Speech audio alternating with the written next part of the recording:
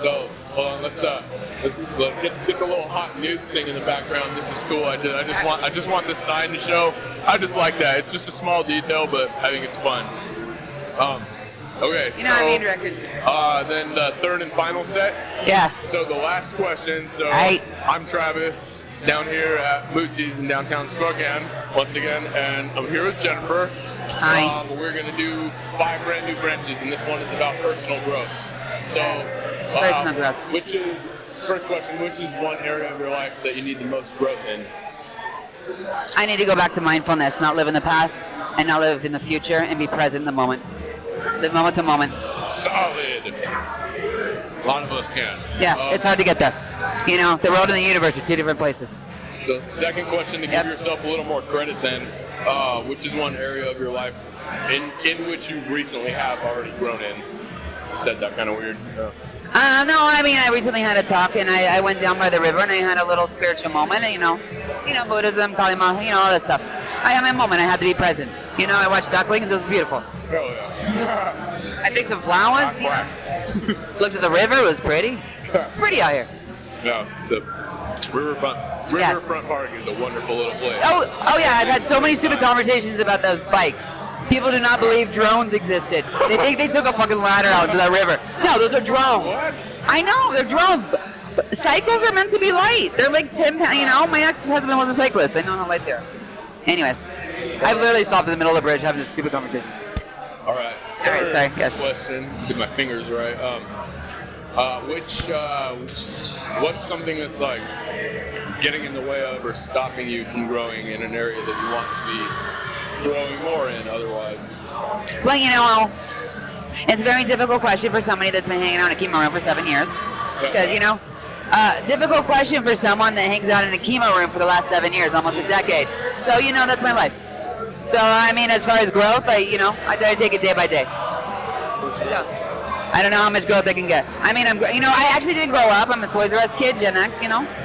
I'm 5. I like to swing. I just had that playing in my head earlier. I'm a Toys R Us kid. It's like that combined with The Simpsons and Garfield all rolled in. Oh my God, Smurfs! Actually, you know what? And this is one thing I love about my generation, and I will say this. And I usually don't talk about it because, you know, generation blah blah blah. Okay, I love not growing up with we had a computer in Apple II, so I played like I know coding and stuff, but we played like floppy disk. But like I remember when cable started. I remember like when MTV aired. But I had a bike. We had a tree house. I ran out. You know, I played with like Army Men. We played. You know, it was imagination. A lot of imagination. And I feel for this generation for not being able to. You know, they got helicopter parents who didn't. You know, with serial killers in the 70s or whatever. Whatever happened to what's going on? But I feel kids like they need to go out and be kids and play. People need to play. Actually, at any age, people need to play. Yeah. Like I was chalking outside. Chalk on the sidewalk. Exactly. This is why I love it. You gotta just have fun. Yes. All right. Fourth question. What's an area you want to see like other people grow in more, but they just can't or won't or are making excuses? I honestly would love to see people be more accepting of others, and this will go back to my Buddhism as far as the humanism in it, because Siddhartha was really the first humanist, you know, and it's really accepting someone for their own personal experiences, and that you can't see through their eyes or walk through their feet, you know, and it's, you know, pain is pain. You'll never know what they experience, right? Yeah. And that's just accepting them, and accepting them for who they are, and being genuine about it, right? Yeah.